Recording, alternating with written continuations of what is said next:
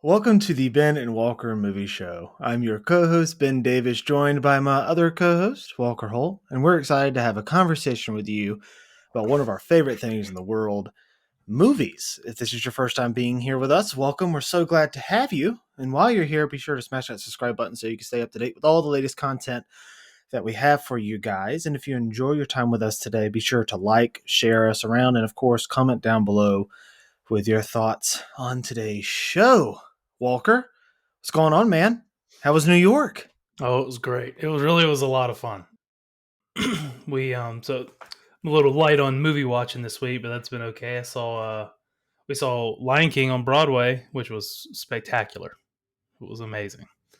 Um I had not seen it on Broadway before. It was just his first Broadway show, and it was first time I had seen Lion King. It really blew my mind. It was Oh, awesome. I bet that was incredible. We went to a concert at Madison Square Garden. It was both of our first times there.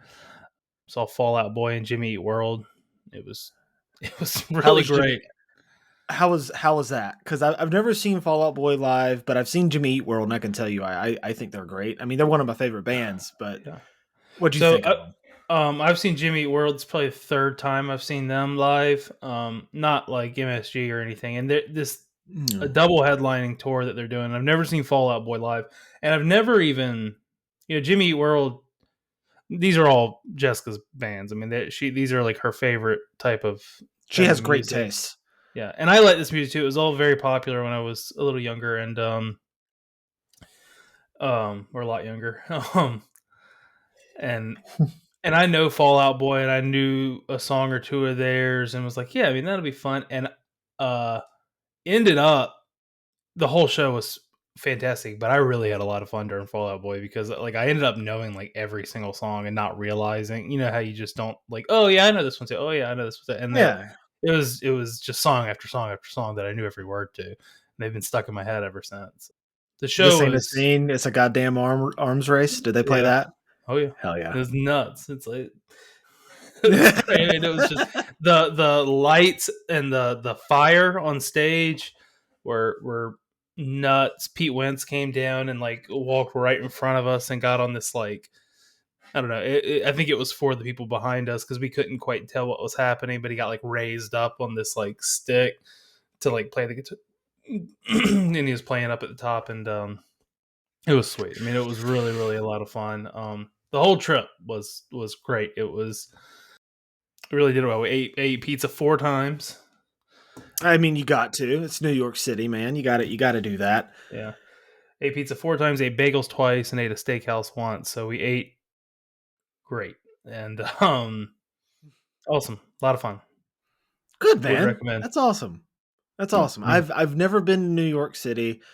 As fun as it sounds, and as I like living vicariously through people going to New York City because I have very little interest in ever going to New York City Mhm. for whatever reason. But it's always cool to hear travel stories about it and stuff. There can be a lot of anxiety with it. Like That's part of the reason. It's such a big clustered city. It is, it and it doesn't. I don't know if I would enjoy myself. yeah, I mean it's a big slice of America, and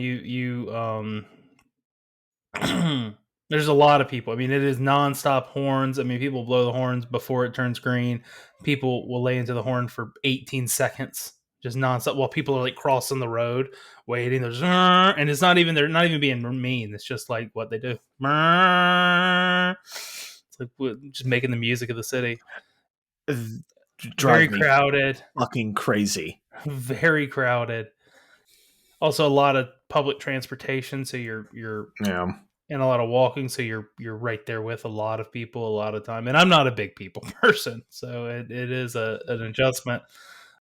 I did find everyone for the most part to be extremely nice, though, which honestly kind of surprised me. Being Yeah, a everyone I've southern ever guy. met from New York City, the stereotype is New Yorkers are rude, but everyone I've met from New York or New York City has always been incredibly nice.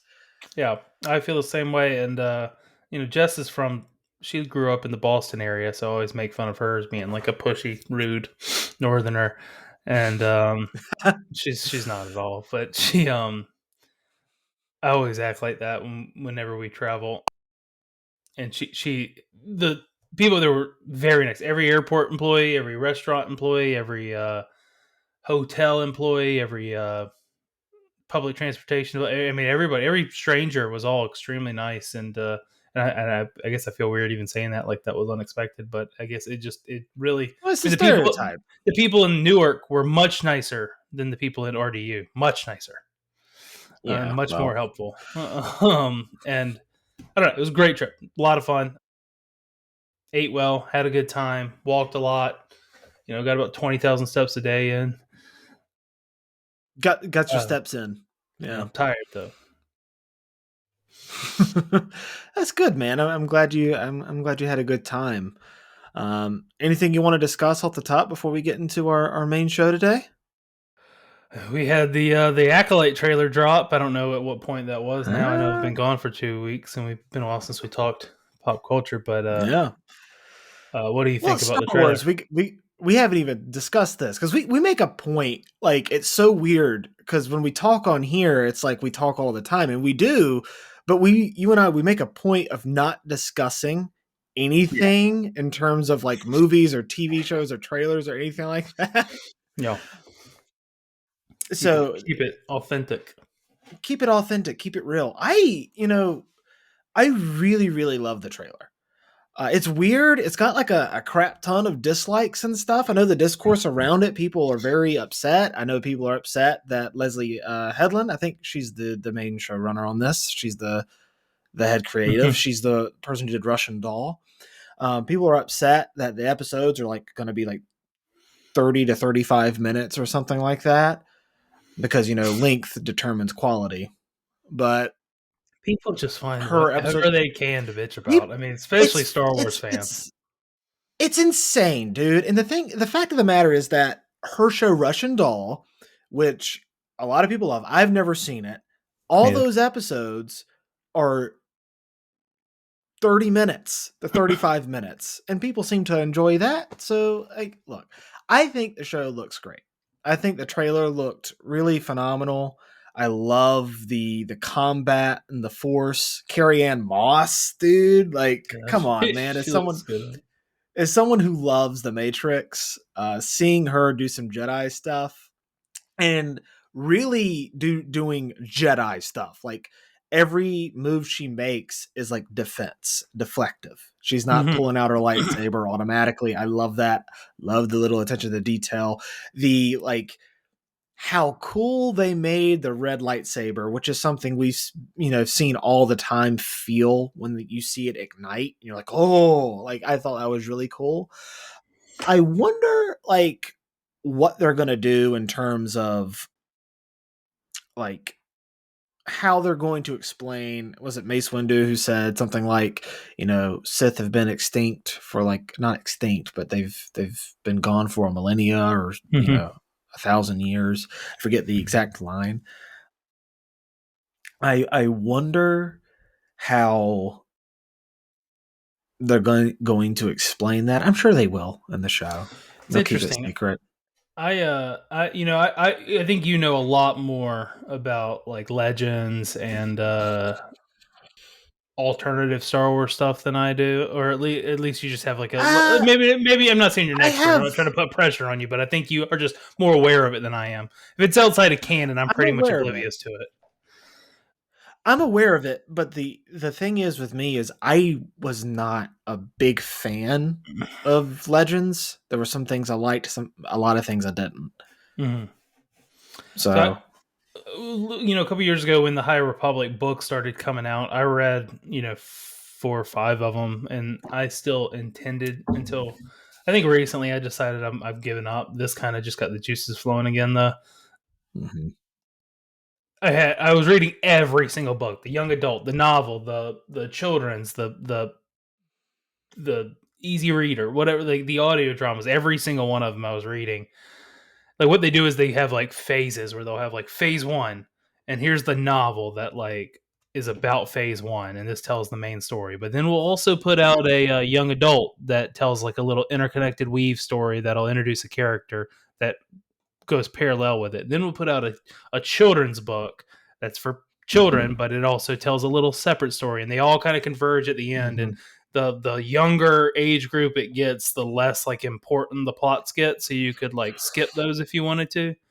And then below that would be comics, where they tell comics, and a lot of times the comics would almost be like introducing a threat that's going to be in the next phase, if that makes sense. Like a very out there, it's almost the most disconnected, but all of a sudden they're going to come in the next phase. But if you didn't read the comics, they would introduce them pretty regularly in the Yeah. novel, but you would just have like a good idea of them already. And I was just interested in this High Republic era because I knew nothing from it, and it was so different from everything we had. The only carryover, besides like just in general Jedi, the only similarity was Yoda, and Yoda was a very minor character. I mean, it was almost just like, well, he's got to be in it, but he was honestly he was in some of the comics. He was like chaperoning like young Jedi out on like trips into the galaxy, so he was barely ever in the books. And the books were 200 years before Phantom. So Yeah, this is set like 100 years or something like that yeah, before so it seems Phantom like Menace, this is a little somewhere more along those recent. lines. Yeah. This is a little more recent, and maybe both those numbers are a little skewed because I know Rebecca Henderson is she's credited as playing Vernestra Rowe in the Hmm. show, and that is a character from the books. Yeah. She's the one that has the most backstory. And doesn't she have like a lightsaber whip? Like her Yes, lightsaber is like a yes, whip. she does. She Yeah. has. I forgot that. So I haven't done any deep dives on this yet. I need to. I really want to watch like Alex I'm Danny. really I want to interested to watch. see what that's going to look like in live action. Yeah, I bet it's going to look kind of sick. because I think it's like I think it's a regular lightsaber that can go limp, and that like it can, or is it only whip? I'm I know I'm not sure, but whenever I think about it, I just think of it could look really cool, or it could end up looking like the Family Guy Blue Harvest episode Yeah, with Herbert the pervert, where yeah, it's limp, and then all of a sudden he sees Chris and zook, and goes yeah, back up again. It's really yeah. messed up, but So I'm I interested. think I think it looked cool. There's a guy in the trailer. I mean, again, I haven't done a deep dive on this, so I don't know like what everybody who everybody is. But there's a guy in the trailer with braids, like kind of parted off to the side, sticking up in the air. He does have one line in the trailer. I can't remember what he says. He looks just like someone on the cover of one of the books. So maybe the stories are close. Maybe it's not quite 200 years like I thought. Maybe it's a little more than 100 years like IMDb I says. forget I I don't forget know. the character name, but I do know that he's like supposed to be like the Jedi who's like a sticks. He's a rule follower. Like in the description of the character, he's like the big Mhm. rule follower. Sticks to the rules, sticks to the code, if you will, Yeah. pretty Yeah. strictly. I'm gonna have to. I mean, obviously, I should have done this beforehand, but I'm going to eventually get in, and I need to watch some Star Wars explained on it and just have it broken down a little bit for me and learn a little bit. But I'm excited. This era is very cool. I mean, when the parts I was reading, Sith were dormant. They talked about them as if like they were like a legend or something, but they've been dormant. Like they didn't say they don't exist, but they say like they haven't been around or active in a long time. And the antagonists in the books, as far as I've gotten, have been a group called the Nile that are nihilists, and they're Yeah, just then like they're almost like Mad Max type people. They don't care about anything, and they're cool. I mean the at least in your brain because you're reading a book are really neat. I I'm excited. I love how there's a ton of Jedi. That's cool. I like that they there's all alien get their Jedi too. they all get their butts kicked too in the trailer when you see the Yeah, smoke yeah. flown by. It's going to be interesting. I mean, the Jedi are the good guys, but they are flawed, and that's the purpose of the prequels is to show that yeah, while they're good, they're inflexible at Hmm. times, and that And is what causes them to have a blind spot. And it could be interesting to see how they explore it because you got to walk a tightrope. You can't be so critical of the Jedi that they become the villains because Jedi are not villains. They are the good guys. but you also have to be critical of them because they were so blinded that they allowed one Sith to just uproot them and destroy them. So it'll be interesting to see how they explore it. I'm look, it's got us both talking about it, so it looks interesting. I think it looks good. Premieres this summer. It seems like they're putting a lot into this, and they already got the figures out and everything like that for pre-order. I'm not going to bite the bullet on that. I'm not going to do it. Not until I see the show anyway.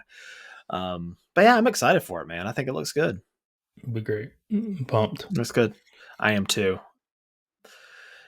For me, there's so many things that I can discuss here. I would love to sit here and talk about the Pirates reboot because I think the idea of rebooting Pirates is it hurts my heart because I love those movies so much. The first three I love so much. Fourth one and fifth one are okay, but like the first three are like they came out at the perfect time for me, and it'll be hard to, I think, to reboot that franchise. However, and this is old news at this point because the trailer's been out for a while, but I think it fits with a bit that we have ongoing with this show, and that is that you are uncultured and you have not seen the original Crow. That's right. That's right. Not yet. You not yet, not yet, but you did watch the trailer, I'm assuming, for the new movie. I want to know like your thoughts. We texted about it and I wanted to like pry and get your thoughts on it. So what are your thoughts on that?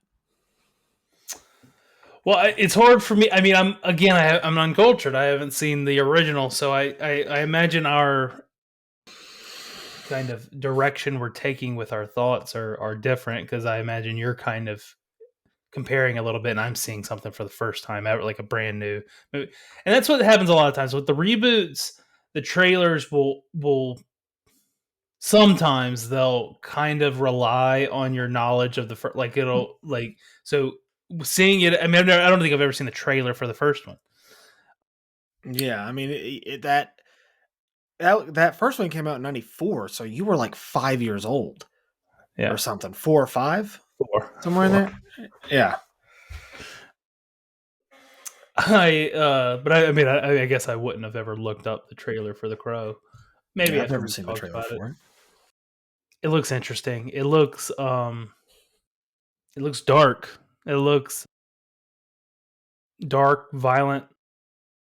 Skarsgård family, though, we've talked about it on this show. They've got my trust. I mean, I'm enjoying everything they're doing. What's up with the Skarsgård brothers and their genetics?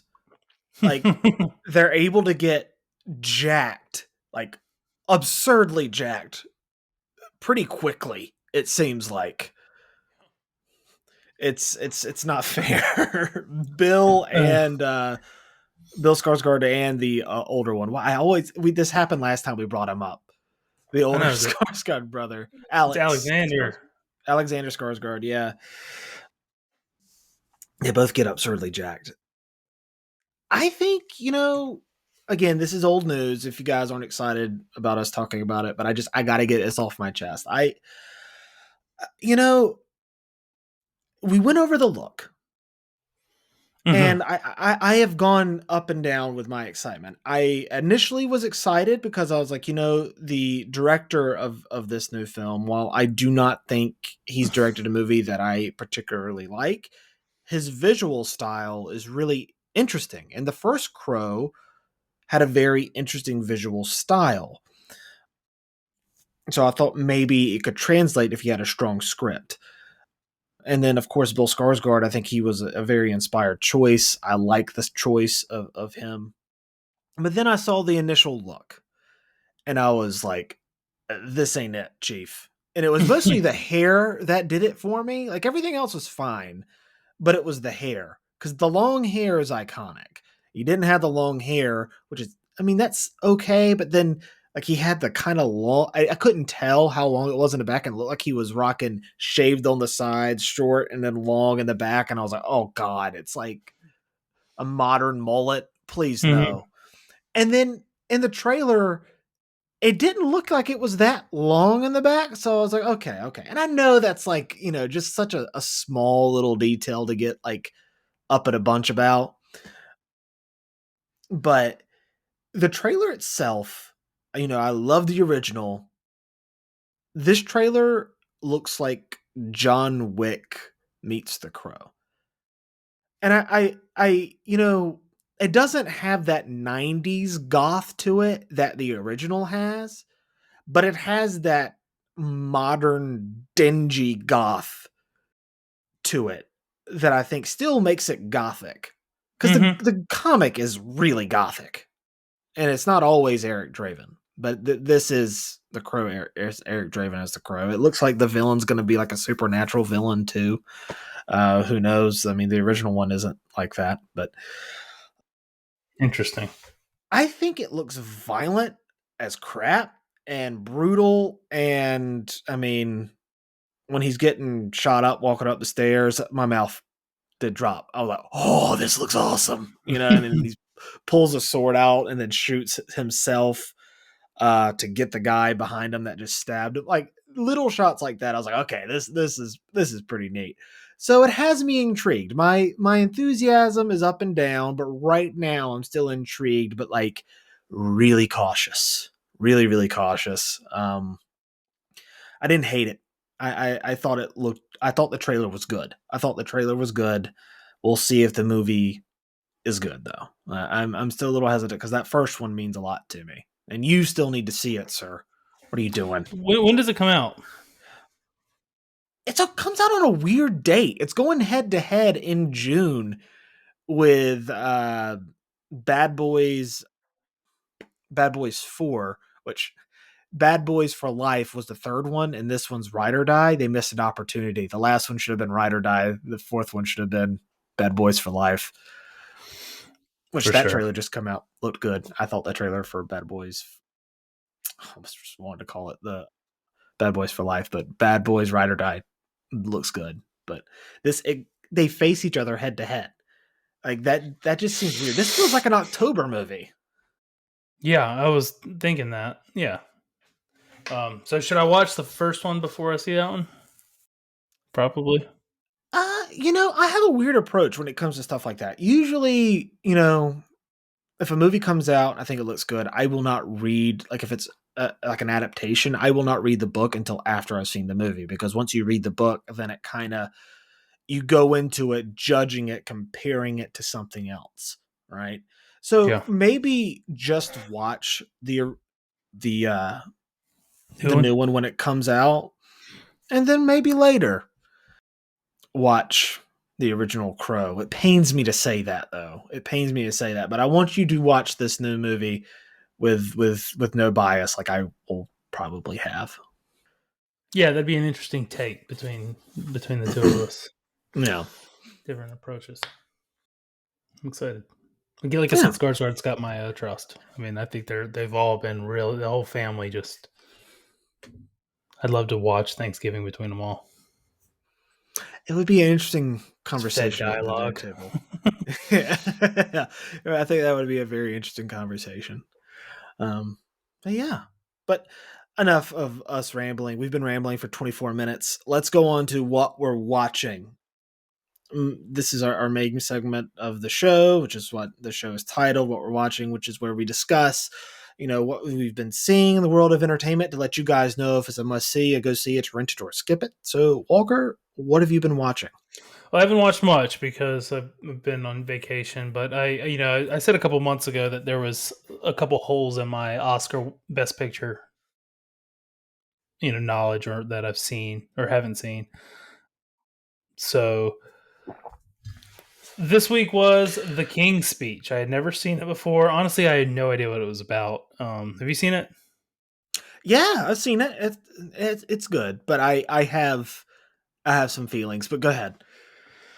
Um, I had no idea what it was about. I had no idea even what like era it would be. I wasn't sure if this would be like a 14th century king or if it was going to be George or what it was going to be. It's very well done. I mean, it's well made. it's an interesting story about the Elizabeth's father, King George the Sixth, I think, or fifth, I Mhm. don't know, and his stammer or stutter, as us USers call it, um, and how he needs to get a hold of it to be able to be a you know a king that feels like a leader. It's tough to. I imagine it would be tough to have a position like that, or even the king's son or the king's brother, which he was for half the movie, to have trouble speaking that way. I'm sure that can be very stressful and have a hard time like grasping the not saying this is right or anything, but I'm sure in that position it's tough to grab the attention of the world in a positive way when you have that disability. I mean, the performances were great. I mean, I think Colin Firth obviously stands out He was as the great in that. best performance. I mean, he's great in pretty much everything I've seen him in. Won the Oscar for it. Yeah. Jeffrey Rush was also great. These guys, they're in so much stuff that's so similar. Like it feels like they're this pool of people. 80% of them are in King's Speech, English Patient, Shakespeare in Love, just like all of these like British old timey ish movies, and they're all in them, and they're all pretty good in all of them. But I liked it. When it started, I was like, this is gonna be painfully boring. It started very slow, and I was not. I was like, oh god. I stopped it one night because it was one of those nights where it was like, what do you want to watch? She was like, I don't want to watch anything. I'm like working on my phone. I'm doing something. She was like, so watch whatever you want. I was like, do you really mean watch whatever you want, or do you want something that might be kind of entertaining to you? She was like, no, whatever you want. So I put on King's Speech, which is not something she's gonna want to have if she has any interest in watching. And but it was on for about 10 minutes, and I was like, you know what, this is really not getting the juices flowing for a Friday night, so I'm gonna turn this off and pick a different movie. Honestly, King's Speech is more like a Sunday morning movie, like something I pop on like early, like while I'm drinking my coffee or something. So, Pretty much. yeah, That is a good time before the wife or the kiddos or anything like that wake up. yeah. I mean, it's just a watch. It's almost like just to say you've seen it and have some history. And I mean, it's a good film. It's not a bad film, but I can't imagine ever rewatching it. You I know, ended up good. no, you go ahead. You ended up what? I ended up giving it an 87 out of 100, which is just because it's a well-made movie, it's a well-performed movie, it's a well-directed movie. Tom Hooper also won Best Director for it, I think. His work. I was looking at his like body of work, and it doesn't do a lot for me. I mean, Les Mis, I enjoy Les Mis. I understand that's Les a Mis is mixed great. bag on a lot Yeah. of people. I mean, I just am a sucker for the story as well and the music, so I enjoyed watching it. But outside of Les Mis and King's Speech, I haven't seen a lot anything he's done. Didn't But he do Cats? yeah, I hadn't seen Cats. I've heard horrible things. Yeah. Yeah. That's it. So like I really like that movie. I'm with you. I think it's a great movie. I think it's really well made. I think Colin Firth deserved Best Actor. However, you know, I shouldn't feel this way, but I do, and I'm still so bitter that that film won Best Picture the Yeah. year that it did Both. because you had films like The Social Network and Inception right there for the taking. That either one of them should have won Best Picture. I mean, for me, I would have gone Inception, but you would have gotten no arguments from me had Social Network actually won, and it did not. Oh, yeah, that is. God, Google At just the gets better and better when you Google Best Picture nominees. They're starting to just. I love how they put it at the top, and now they're doing it by yeah, year with all the nominees. It's great. they look at all the movies that it beat out. Going to it. Is that 2010, 2011? Mm-hmm. It Oh won as two movies from gosh, 2010 that won in 2000 that won in the year 2011. yeah. So the King's Speech beat out Black Swan, The Fighter, Inception, The Kids Are All Right, 127 Hours, The Social Network, Toy Story 3, True Grit, and Winter's Bone. I have not seen Winter's Bone or The Kids Are All Right. Literally, like 4 of those. Yeah. 5 of those could have won over that, I think. Inception, Social Network, Inception, Social The Network, Toy Story Fighter. 3, The Fighter. What was the other one? 127 Hours I've seen once. I remember liking it, but I don't That was remember. really good. Yeah. That was really good. What was the other Black ones? Swan. Black Swan. Like, yeah, Yeah. True Grit. those But true, I mean, like, I'm not saying True Grit would have won, but it's a memorable yeah. movie. How do you like? That's the reason. It's a lot like Shakespeare in Love, where it's like, that's a good movie, good Mm-hmm. movie. But the fact that it won over Saving Private Ryan, and I know I shouldn't care about what wins, but it's like, dude, what? And This, Life is Beautiful. I mean, Life is Beautiful. So that's even like an Oscar-y movie.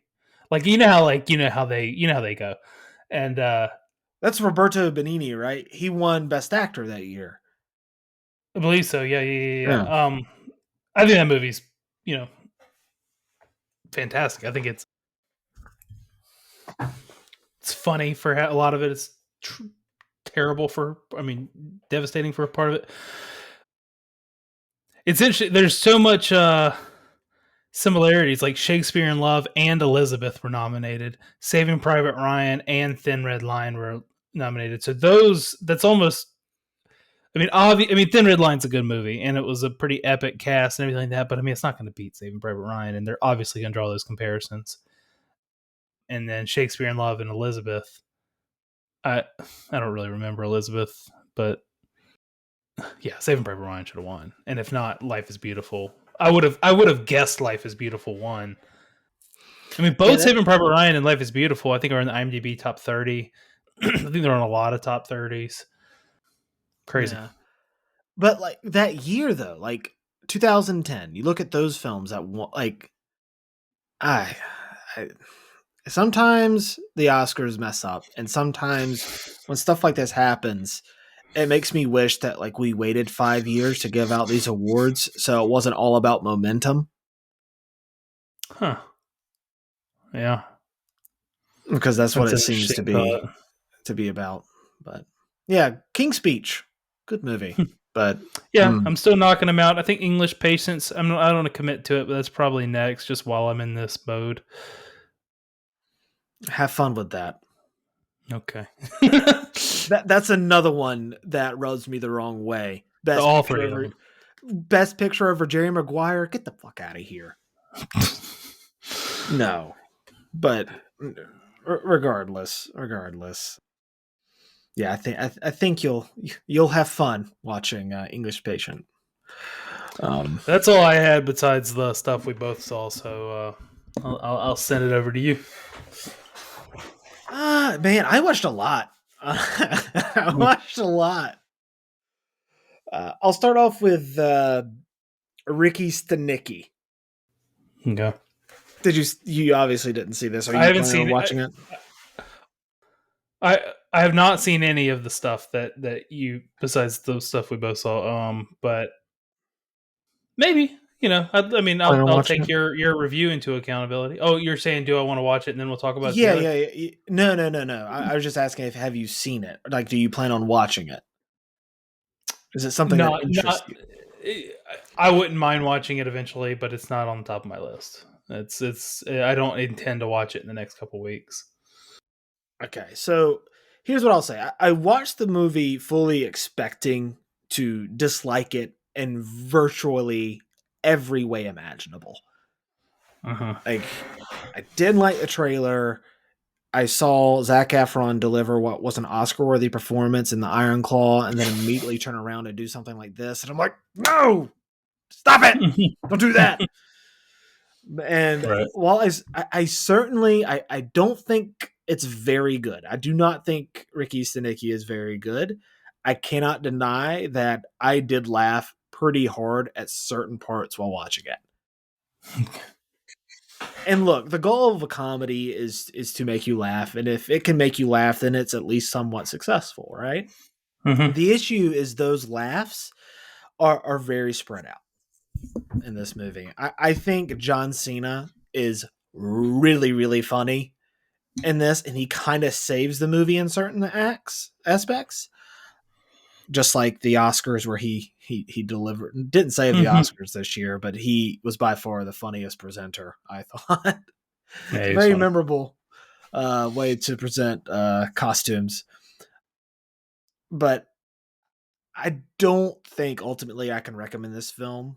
But it's a light watch, so I'll give it a rent it at 50%. Like, it's funny. It's got some funny parts, so it's just very spread out, Okay. and it's very stupid. Yeah, I mean, it sounds like just something to throw on at It night, kind of, and yeah, just yeah. kind of have on in the background while you're doing some work because it doesn't really distract you, minus a couple parts that are really funny. Arthur the King. I know you're a dog guy. You plan on seeing this? Probably, yeah, I think so. Especially after your teaser you gave me. Yeah, this is the second film in just a span of a few months between Mark Wahlberg and the director Simon Killen Jones, Simon Sillen Jones, I think. It's either Mm-hmm. Sillen or Killen. I can't. Whose last film was The Family Plan. I didn't enjoy that very much at all. And while I think Arthur the King is a little paint by numbers, I found it to be one paint by numbers film that is very enjoyable, sweet, and heartfelt, and a good family film overall. And a quick, breezy watch too. It's not very long. I think it's like an hour, 40 some minutes or something like that. It can be a Nice. little emotionally manipulative at times as well towards the end, but it's a dog movie, so what do you expect? Most dog movies can be very emotionally manipulative. But I thought it was very enjoyable. I'd give this a go see it at 70%. Okay. Yeah, it's Okay. much like Ricky Stanicky. It's a movie that you could just pop on and Mm-hmm. enjoy while it's on in the background, but you would get distracted by this one. Is Wahlberg good in it, or is he just kind of just Wahlberg? He's good in it, but he's Mark Wahlberg. Okay. He's good in it. Are you planning on seeing Ghostbusters Afterlife? Or not Afterlife, it's Frozen Empire. I haven't seen any of the Ghostbusters, any of the new Ghostbusters. Even the So like 2016 one that was like the reboot that I haven't didn't seen do too anything hot. since two. And wait, in there a girls one too? Like a Melissa? Do Oh no, what? that's Ocean. I was thinking, was there a girls one, or is that Oceans? There was. The Oceans one was good. The all female Oceans one I thought was really good. I Mm-hmm. did not think Ghostbusters 2016, which is the all female, was very good. I just found it Okay. unfunny, which Okay. sucks because that cast is great and the director is Paul Feig is a really talented director. I mean, Bridesmaids, come on, that's one of like the Oh best yeah, yeah, comedies of the 2010s. But Ghostbusters 2016 just did not do it for me. I found it really unfunny. Aside from Chris Hemsworth, who really delivered, but I wouldn't call myself, the biggest Ghostbusters fan in the world. Just Bustin' makes you feel good. It makes me feel good. It makes me feel good. Now, the originals are, I think they're classics, for sure. But they weren't my cup of tea. Were they your cup of tea? Or it seems like they probably I weren't. get uh, no. I mean, I had probably seen them a couple times, like piece work. They were a little before my time. I mean, they were. I don't know what years they came out, but it was early to mid '80s, weren't they? It was like Or 84 and 89, maybe. okay, so they're both before I was born. But it Yeah. I mean, I had seen them here and there, and eventually, when I was a little older, been like, I need to sit down and watch these movies, full for real. And the first one's better than the second one. It's interesting. It's a lot of quotable. More of a culture reference type situation where you start Yeah. to realize what people are referring to, and they reference things. liked Crossing the it. streams. Yeah, don't. It didn't impact me much, but it was. I didn't hate the first one or anything. I will say when I was in New York, I saw the firehouse though. I made a point to do it. I should have sent you the picture while we were before we started going, but it's got like icicles sticking out of it all over it now. Oh, that's pretty cool. Yeah, I mean, is the firehouse they use still the same as they always have? Yeah, it's the same one. They go into how they reopened it in the movie and how they're busting all over the place. But no, I look, I'm very similar to you. Like I saw the first one when I was a kid. I think I saw it like once, maybe twice, a couple times. I don't really remember. The second one was always on HBO though, and I always remember catching the end of it. Yeah. Hmm. However, I did really enjoy Afterlife a good bit. Like I know a lot of people rail on it for just being nostalgia bait, which like I have some criticisms about that kind of criticism anyway. I am not nostalgic about Ghostbusters, so that movie still worked on me. Oh yeah. I will say, while this one doesn't pack the same emotional punch as Afterlife, and it does suffer from being like overcrowded. It's really overcrowded. There's too many Too characters many in this, characters. as well as it because it's overcrowded. It shortchanges certain characters, stories, and arcs.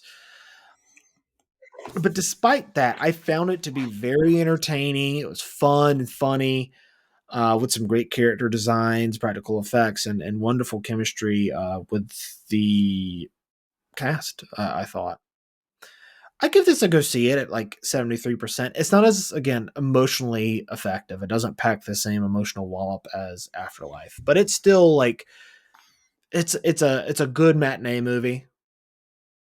I enjoyed it. Good.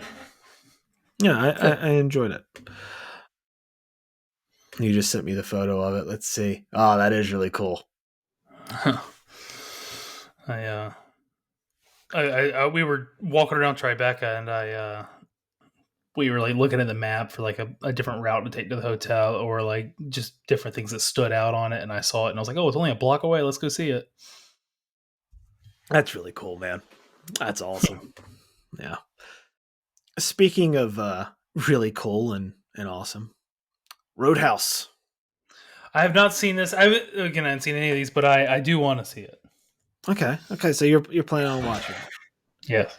now? Well, have you seen the original, Mm-mm. the Double Deuce?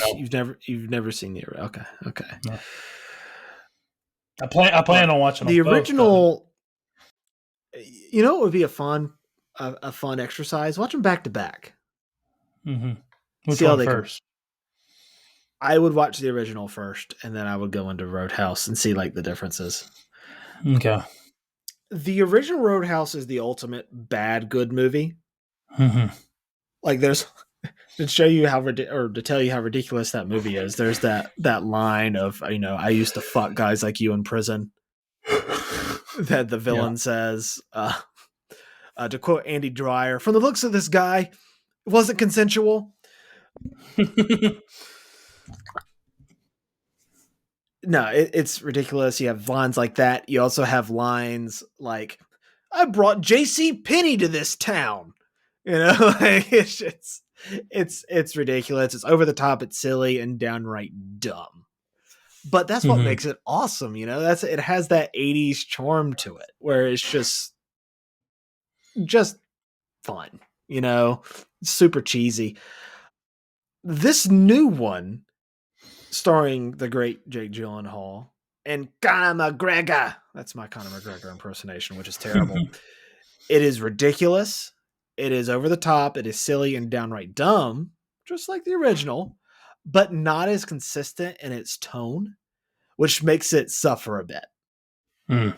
Sometimes it takes itself like too seriously, and others it doesn't, which can kind of kill the momentum at times. Like I really appreciate it when this movie really lays into the ridiculous nature of it. Also, Dalton is like a complete psycho in this. And Dalton's the main character. The Mm-hmm. original, he has a darker edge to him, but it's not like Jake Gyllenhaal in this movie where he is channeling his character from Nightcrawler in parts. Hmm. Where you're like, this guy's he needs to be in jail. This guy's this guy is he's crazy. And that's not a knock on Jake Gyllenhaal's performance. I thought he was great in this. I really did. Also thought the movie it was a bit too long and needed to be a bit leaner and meaner. This is a little too long in the tooth. That said, I still lean on the side that much like Ghostbusters, this movie is a lot of fun, including a one note but an awesome note performance from Conor McGregor that really worked for me in this.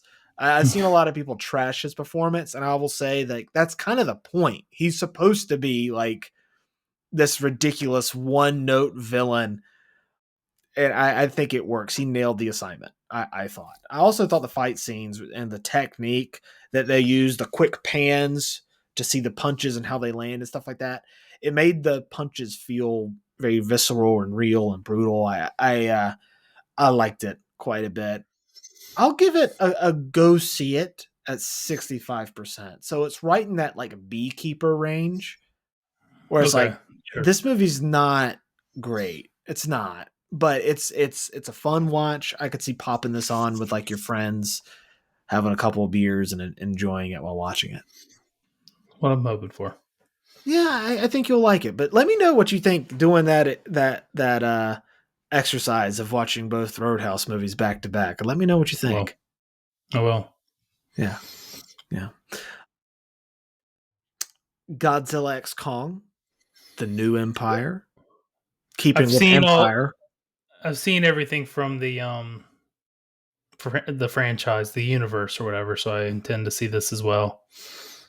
Okay, what are your thoughts on the franchise as a whole? Pretty similar to what you just said about Roadhouse. I mean, they're pretty dumb. I mean, occasionally there's something that's slightly more interesting than the last, but I mean, just big monsters fighting each other. I mean, I mean, they're kind of fun. I mean, I don't think as highly of them as I do Fast and the Furious, but they're in the same Yeah, type of mood for me. Like, I mean, I don't think they're very good movies. I will say the Godzilla versus Kong, the more recent one, not the newest one, but the one before that. I felt like during the time that was a COVID movie, wasn't that like really early? As this every episode, really early in HBO Max, and yeah, it was like the March. Really, I think it was like the first one out the gate. Well, no, the first one out the gate was Wonder Woman 1984, but of the new year, I think that was like the first hurrah yeah, and I after think Zack at the Snyder's Justice time League.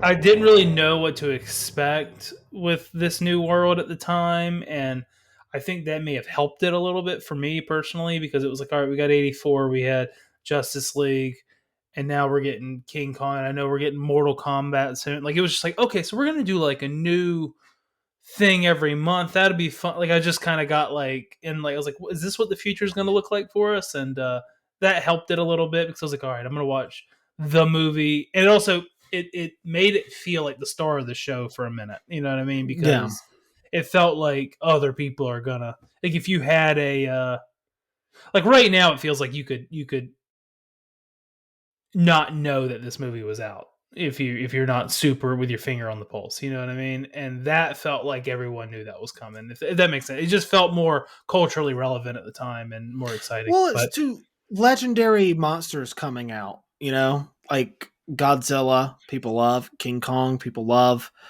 coming out and facing each other. Like, look, I think what would be an interesting experiment, just like you watching the original Roadhouse and the new one back to back, would be to watch Gareth Edwards' Godzilla and then watch the newest one, and you would not be able to tell that they are the same universe. It is so crazy how this franchise, I think once it hit Godzilla King of the Monsters, it jumped the shark yeah, because Godzilla felt it sounds weird, but that first one felt grounded in a weird way. And even King Kong, to a degree, felt a little bit more grounded. Is the But Gareth once you, Edwards one the one with Bryan Cranston? yeah, Okay. but then once you got to this one, or once you got to King of the Monsters, it felt like it was like, no, we're going to lean into the absurdity of this idea.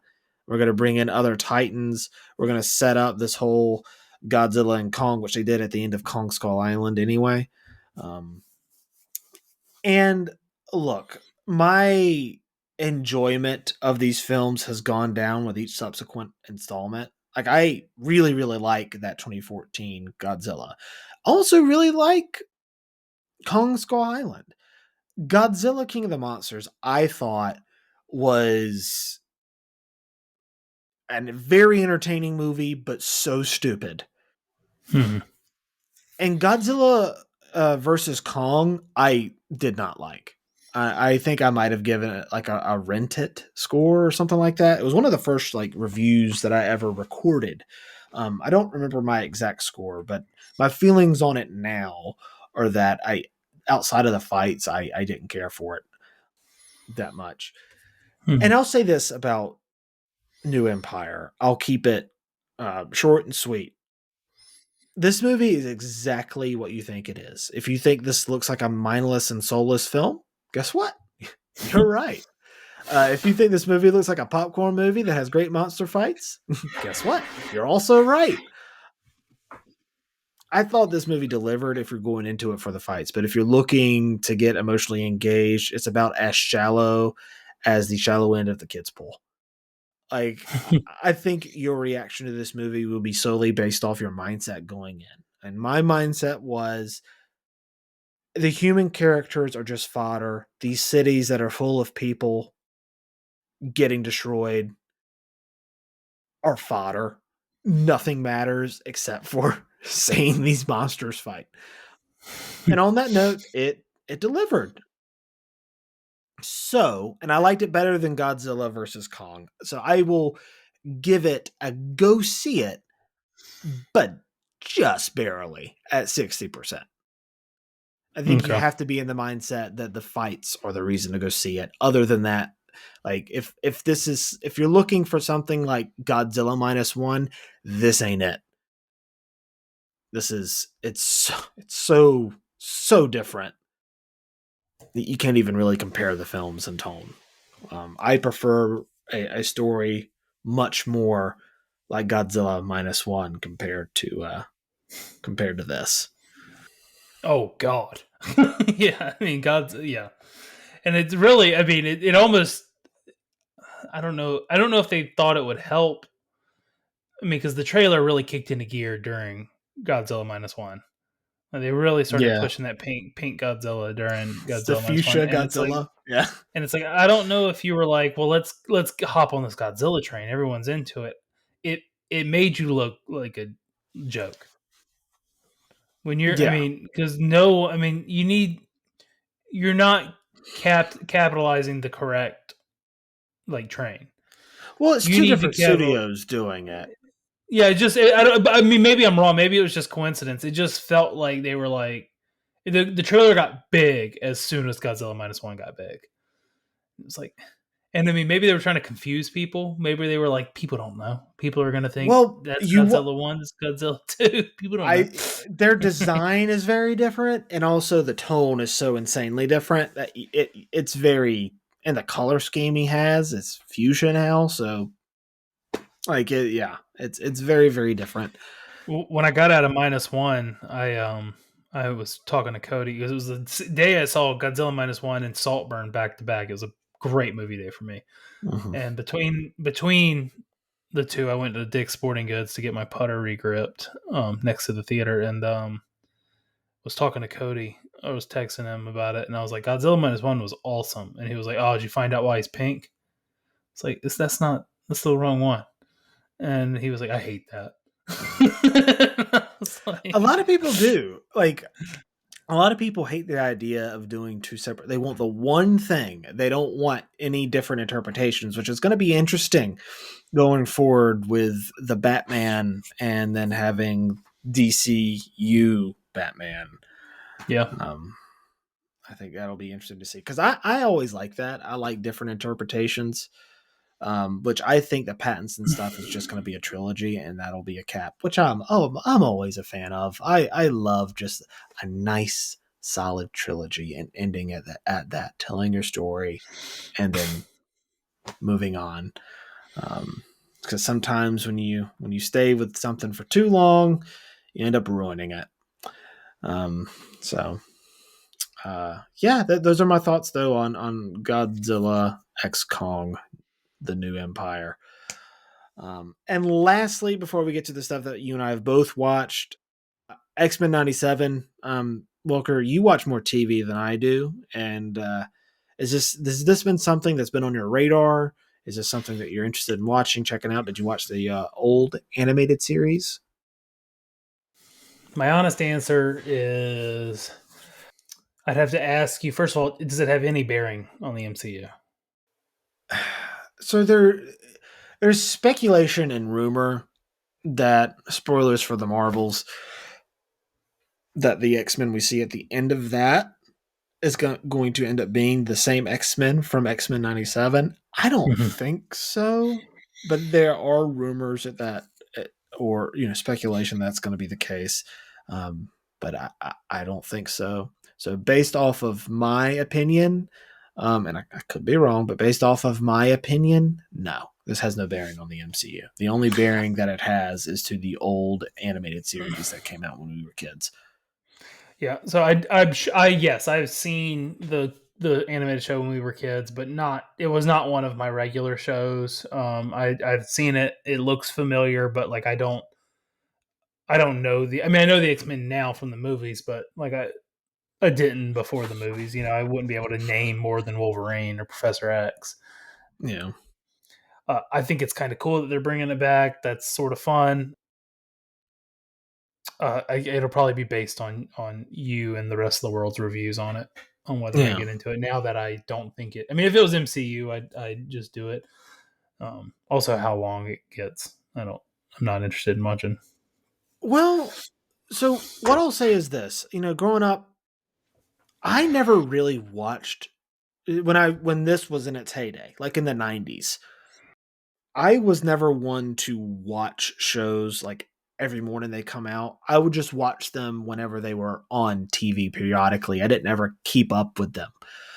Shows like Batman the Animated Series, the Spider-Man show, the Silver Surfer show, and X-Men. Those are like the four that I superhero shows that I loved watching. I just never watched them every morning that they came out. And I rewatched the show like a number of years ago. It's been so long and I've kind of forgotten it. But the good thing that this show does is it catches you up to speed. So you don't really necessarily have to watch everything that came before. You just kind of have to have a base knowledge. Hmm. I have the base knowledge, so I'm able to kind of keep up with it that way.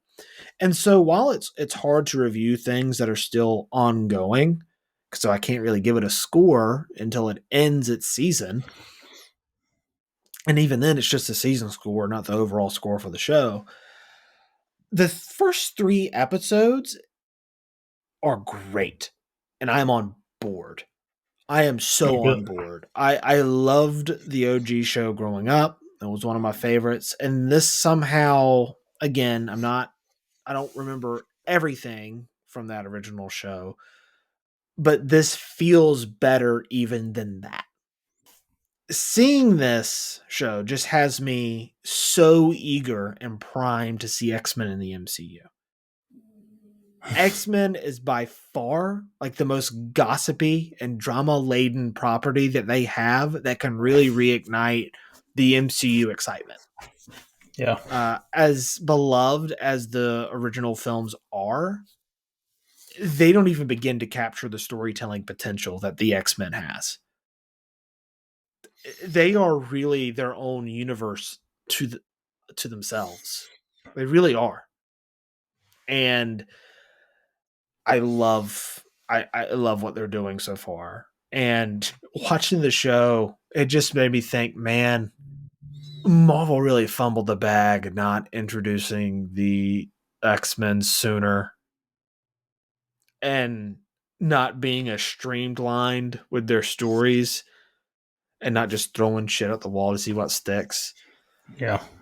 To introduce them sooner, because I know like it's hard to, because the way the MCU was set up, it is really hard unless you fundamentally change certain characters to introduce the X-Men within the current MCU that we have.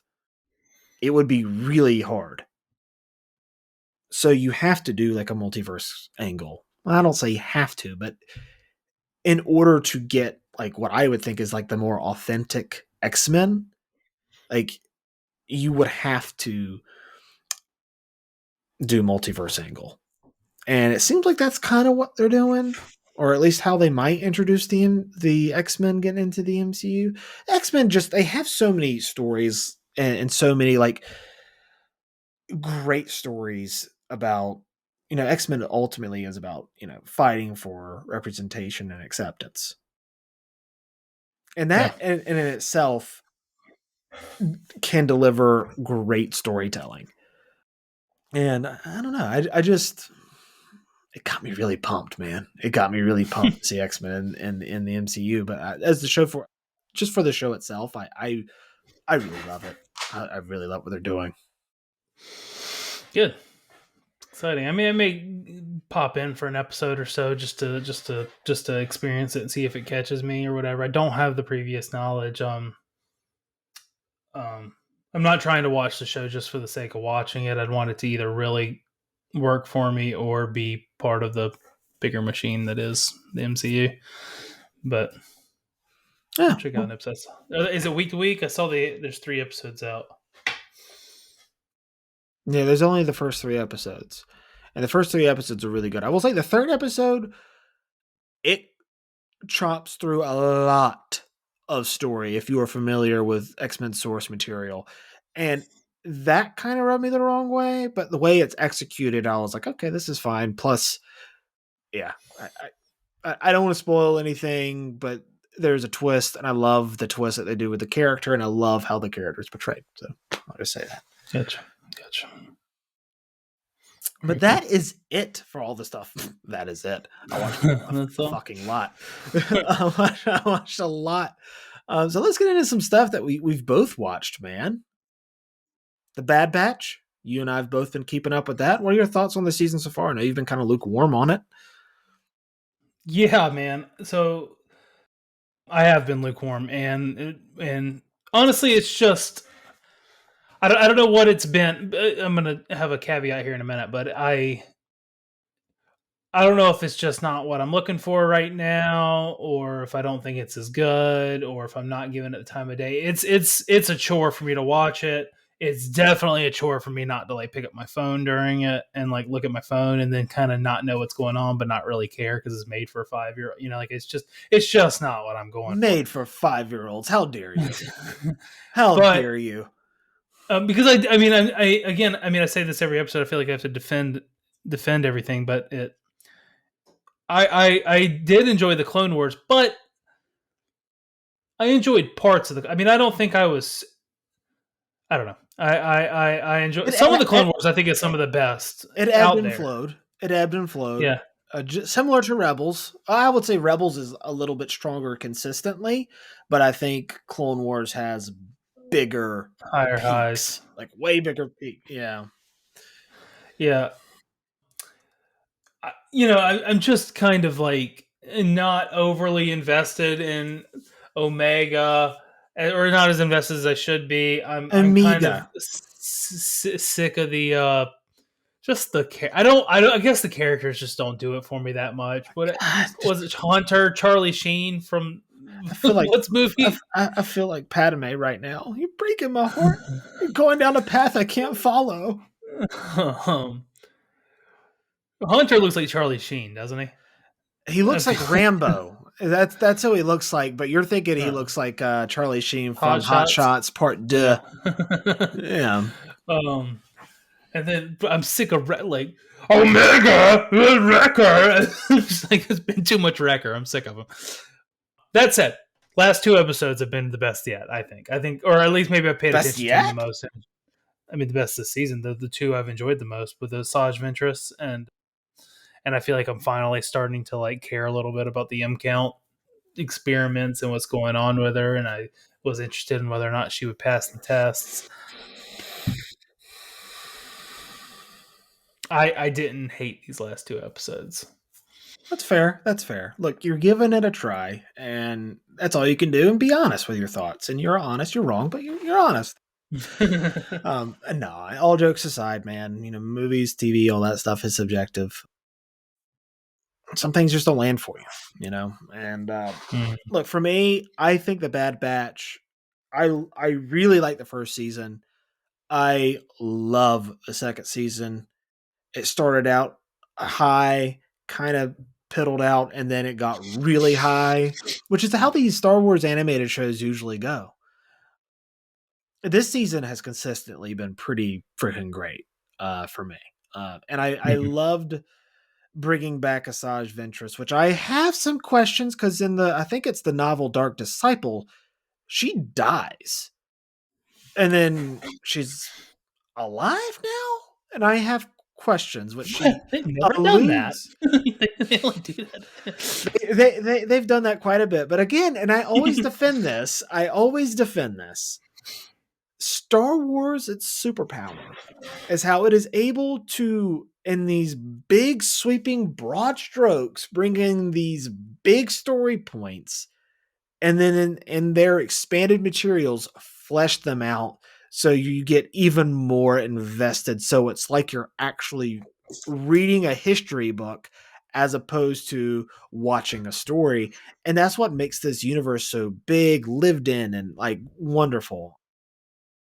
And makes especially people like me so engaged, and also can bring in some normies who you can introduce this stuff to, and they can just accept it at face value, or they can dive deeper if they want to. I'm sure because she's from Dathomir, right? So she's got some Night Sister magic. I'm sure that they're going to explain it somehow. I loved her introduction. She's clearly not full light side, but she's also not as much a villain. She's like a tweener now. It's like our friend, what's his name? I can't think of his name. Quinlan Voss? No, well, sure, but the Ray Stevenson. I'm trying to think of his character's name. Yeah, but he's definitely more Sith, more bad guy. He's a little bit more further, I would say. But here's another thing. The M count stuff is interesting. I like what they're doing with it. I love that they're calling it M count. Yeah. They know that we know it's metachlorians, which I've always defended. To me, it's like the scientific explanation of the Force. I buy it. And I'm sure in a later podcast that you and I will do, or a later episode that you and I will do, we will get into the discussion of metachlorians and our feelings on that. But the question of, is Omega Force sensitive? It kind of leaves it up for debate. You don't really know. I'm sure by the end she will end up being Force sensitive, and I have no problems with that. I love the character of Omega, and I've loved the character growth she's gone on. She's so hopeful, and just I love how like naive and hopeful she is.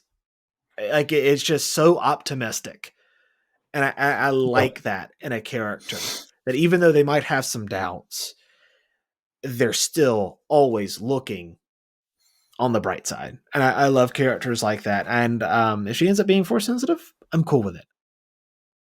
And it looks like it's going to end up ripping my heart out when she ends up probably leaving the Bad Batch at the end, because it's, best for her. And it's, as a father now, that's going to like tear my heart out. But I really like this season so far, and I liked what they've done. You think Tech is alive? I think Tech is that one guy, that one clone trooper who kept being persistent. I think he's Oh yeah, alive. yeah, yeah. Okay, me too. Unless I'm missing something, but that's my theory. Because he's still alive at the end, and they make a point to really focus in on him. I think that's going to They end up bring being him up a lot too. They don't want yeah. you to forget about him. They say like now Tech was the guy who did all that. Hmm. That's not my gig. Whatever. Yeah. So yeah, I really like it so far. What about Invincible? Yeah, man, I like this show. I like it. I I, I mean, this season has been pretty. Well, I don't know what the balls to the wall. I mean, they're really going after it, and like for a second, I always I'm always proud of shows who do big things like Game of Thrones season 1, killing Ned Stark. Spoiler alert. Um, the I just kidding. just certain things that are like you really went for it, and I always respect that. And when shows do a lot of like rope a dope faking you out where they're not dead, sometimes it bothers me. So for a brief second, not for a kid show. I'm okay with Tech coming back, but Invincible, like for a second, I was kind of annoyed because there was like a red wedding episode. There was just like, they killed a bunch of people in this in 2 episodes ago, I think. Hmm. The girl got crunched inside the guy's body. That was wild. The duplicate couldn't quite duplicate.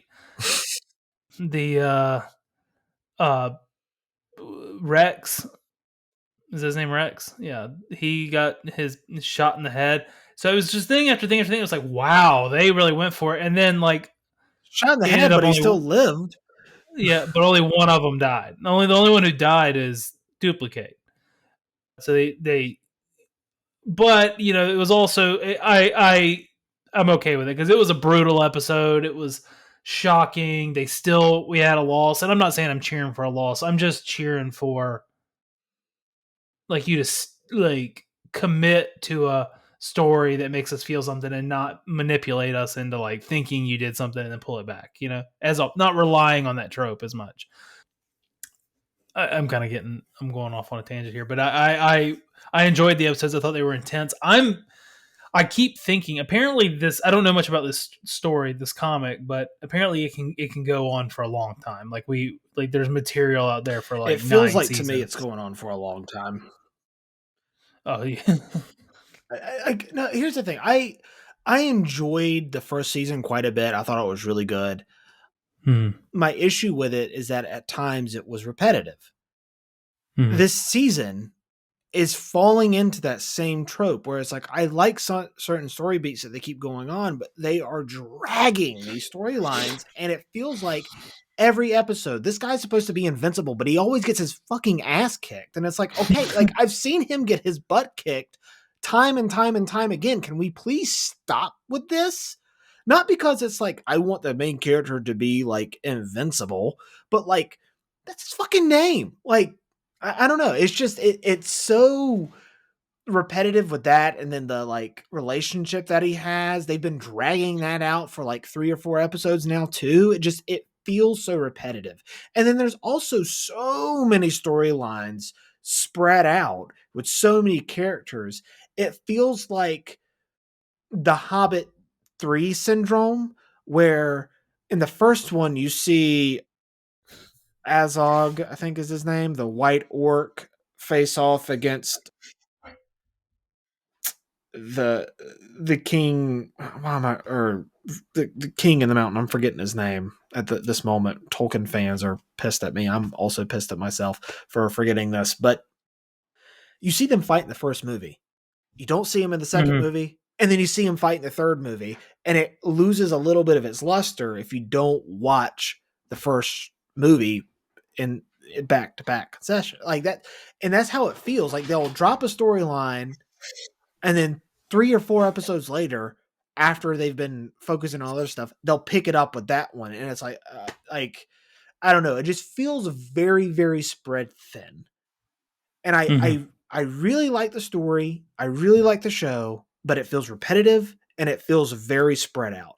And they need to hone in and focus on the story instead of spreading every story out. I don't know. It feels so unfocused and then hyper focused at times. Yeah, it's interesting. I wonder if that is intentional or if it's because like I've heard that they have enough. Like there's material out there for like 9, 10 seasons of this, Yeah.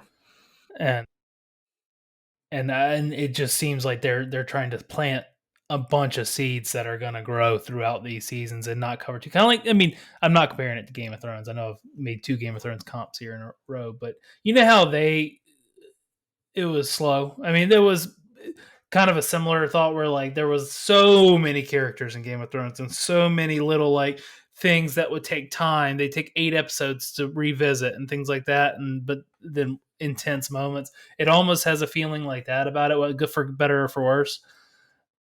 But I think it was better executed in Game of Thrones as it is here.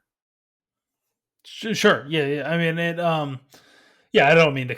I mean, I think Game of Thrones is one of the best shows ever, but Oh it. yeah, that's a high bar to. I don't know. I really like the writing. I really like the dialogue, the animation. I like the fourth wall break when they were talking about like talking with their you can't see them speak and like all the Yeah. little shortcuts they take. They say shortcuts, but it's like yeah, but you took 3 years between seasons. I don't know how long. I mean, is the third season done? I have no idea. Yeah. I am not sure. I mean, I say that, but it's like that's my pet peeve with the show. I still really like it. I still like the stuff that they're doing. I'm still invested. It's just repetitive, and it's starting to get more and more grating for me. I understand. I understand. It looks like this week's the last episode of the season. So Really? yeah, I think it was 4 episode parts. This is going to be 8. Okay, they got a lot. They got a lot to wrap up in one episode. Good luck. I think the seasons are just decoration. I don't think they make any difference. I think there's no like structure to them. Jesus. Okay. Well, good luck with that. We'll see how it goes. But what else have we been watching together outside of Invincible and Bad Batch? I know there's a movie. What was that movie? Anyone but you. That's right. Anyone but you. I thought this movie was a great rom com, man. Did you watch it with with Carly? I did. I did. I thought it was. I mean, I thought it was much better than I expected it to be. When I actually turned off King's Speech and turned this on, that day when it was like, do you want to watch anything? No, you put on what you want, and I was like, all right, well, I'll put on anyone but you. And within 5 minutes, Jess had her phone down and was like, okay, you picked a good one. and, she liked it a lot. I liked it a lot more than I expected to like it. There was a lot of bits that worked for me that were funny throughout. Yeah, I thought they had good chemistry, which is really weird because in the trailer, I didn't think that they had good chemistry at all. I watched the trailer, I was like, dude, how do you make Sydney Sweeney and Glenn Powell two incredibly attractive people not like have any sort of chemistry whatsoever? All right. And in the movie, it worked. In the movie, it worked. I thought it was a fun rom com. It's so funny. I rented it and then didn't like. I started watching it and didn't finish it, so I had to go back in and try to rent it again. And it was like, well, you can rent it for $4 or you can buy it for $9. And I was like, I'm gonna buy it. You know, it's only like $4 difference. I bought it and Yeah, I thought it was fun, dude. I thought it was a good rom com. I thought it was funny in parts. There was a lot of good bits. I love the whole. Oh my god, what's the song? The Tasha Bedingfield, Yeah, Unwritten. Unwritten. Yeah, I like that. I like that bit. I thought that was great. It's a good song, man. Feel the rain on yours. Yeah, that was funny. I thought it No was one funny else on the can feel it plane. for you. Only you can let it in. Yeah, it's a great one. I thought the funniest part was the intro to it. I thought the intro to that song where she was stealing his cookie while he was asleep in the plane, and like Yeah. she was like listening to headphones, like what the fuck is that? That was funny.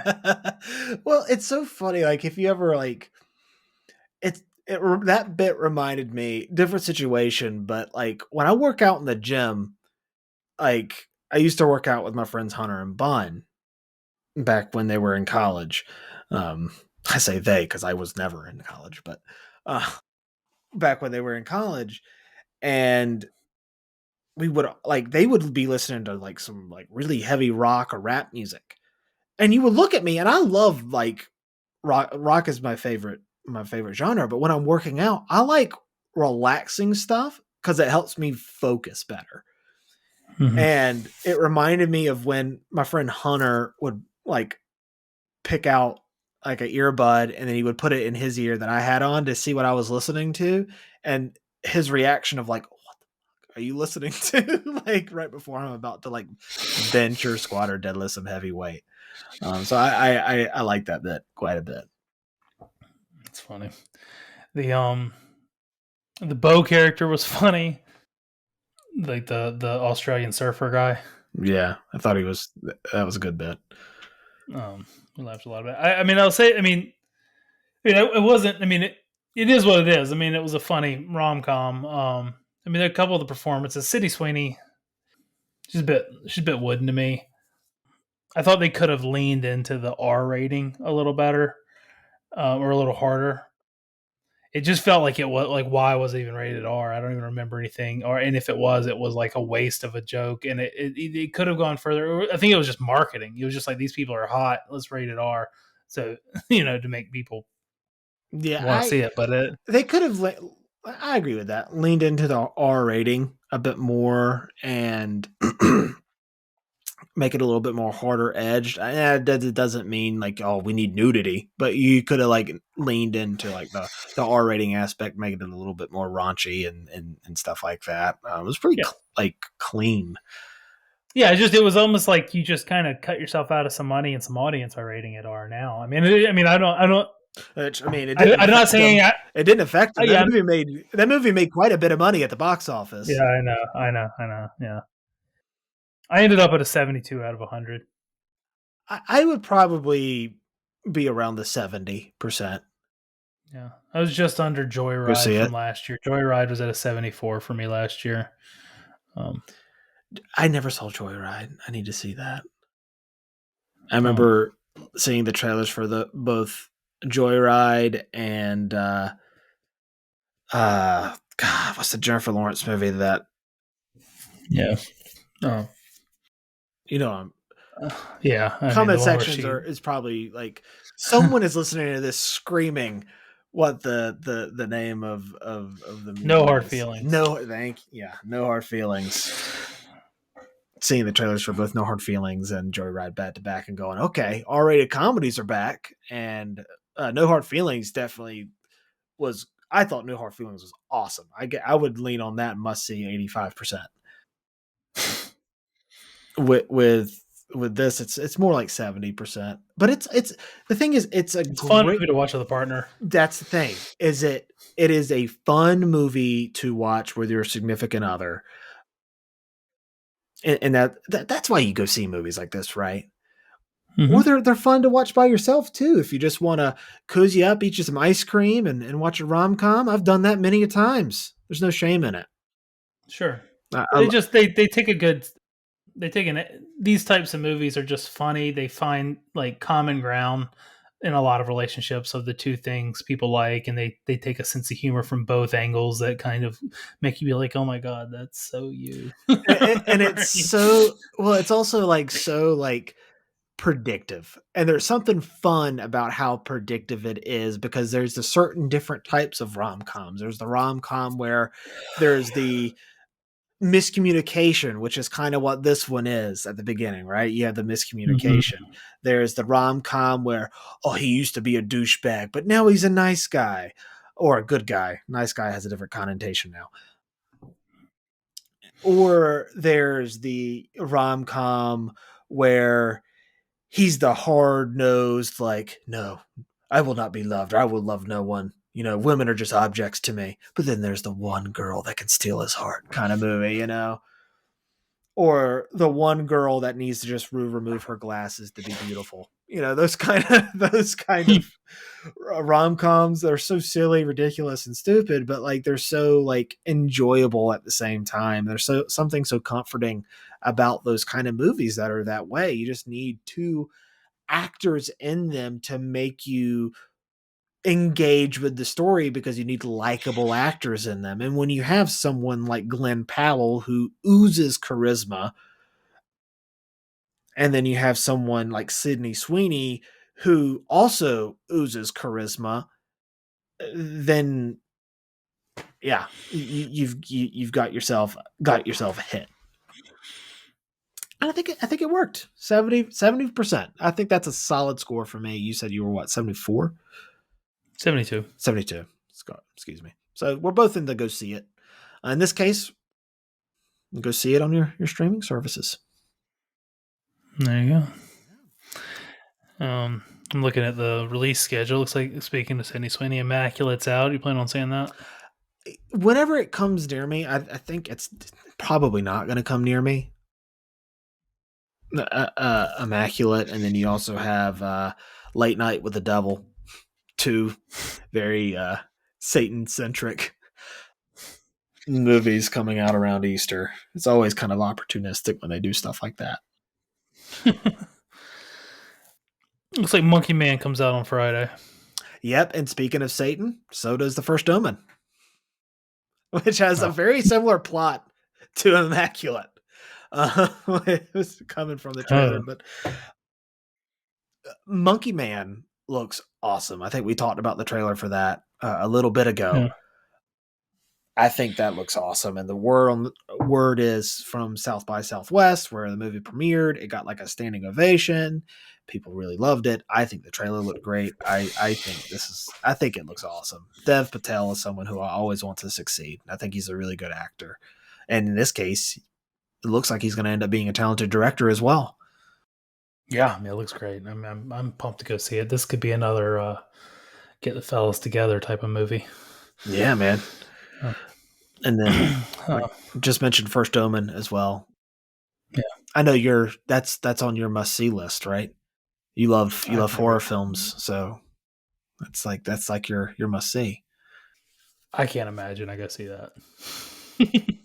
I will probably go see it because the first Omen, the first and second Omen that came out like back in the day, like in the 60s, I think in the 70s. My dad, that was like his scariest movie. He like we would always go. Me and my brother would go on fishing trips with my dad and his best friend, and I would constantly ask him questions about horror films and stuff like that. And this one was usually always the one that got brought up because he said this was the most terrifying movie to him. This one and the second one. And then I saw the remake. That was like the first movie I saw at the AMC in Wilson, which used to be a Carmike. I went with, I think it was Chris, Taylor Bryant, Thorne, Case. I think Jackson Parker might have went as well to go see the Omen remake. I snuck in because I wasn't quite old enough. I got a ticket for a different movie, and then I kind of hid in between like all of them to kind of go in. Nice. No one called me. Yeah. And I remember liking it, but I hadn't seen that movie in quite some time. But this one looks kind of creepy. Like the trailer plays them backwards, and then at one point the girl looks up and she has, Mark of the Beast in her mouth. So it looks freaky. I might have to go check it out though. I imagine if we go see something scary, it's going to be immaculate. Ever since Anyone But You, Jess is on a Sydney Sweeney kick. She likes her. Who And she isn't, was dude? She's all over New York. All over New York. Every billboard was Sydney Sweeney. Times Square covered in Sydney Sweeney. Whether it was the movie or whether it was a makeup or a hair thing or a dress thing or well, can we appreciate the age of the star that it seems like we're about to be in? You got Sydney Sweeney, Florence Pugh, Zendaya, Austin Butler, Timothy Chalamet, Tom Holland. Like you got all these like young actors that are like cresting at the same Anya time. Taylor Joy. Anya Taylor Joy, another one. Oh my god, how did I forget her? She's wonderful. Yeah, you have all these young actors cresting at the same Yeah, time, that's a good and point. That's a it's good a point. that's a pretty cool thing, right? Yeah, that is good. Simi's great, but those are the things that we have to look forward to next week. However, we are also doing something exciting on our social media pages, starting on probably probably Monday. So before this episode drops. Or actually, you know what? I'll do it on Tuesday when this episode will drop. I think that makes much more sense. We're going to be doing a deep dive tournament on the Instagram page because we honestly could not decide what movie we wanted to do a deep dive on in April because there's just so many movies to choose from based off the criteria that we selected on. We have first matchup, The Girl Next Door versus Say Anything. And then the next matchup is going to be Major League versus Field of Dreams. Big choices. Big choices. Baseball movies and rom-coms. Let's go. Yeah, I think it'll be interesting to see how this shapes and how it folds out. If I could predict, I think it's going to end up being Girl Next Door versus Field of Dreams, and then Field of Dreams ends up taking it. If I had to guess. But be sure to go on our social media page on Instagram at Ben and Walker Movie Podcast. Search that up. It'll be in our story. We're going to do a poll. Be sure to go and vote. It'll be fun to do. We'll do things like this periodically to see what you guys think because it's fun to discuss what we want to, but it's also like if we can't decide, let's pitch it to our audience. Let's see what you guys want to hear. So vote with your voice, or in this case, with your click. Thank you so much. I'm excited for it. I'm excited to see what the people want to see or Me hear too. or whatever. You got anything else for us? That's it, man. I'm all tapped out.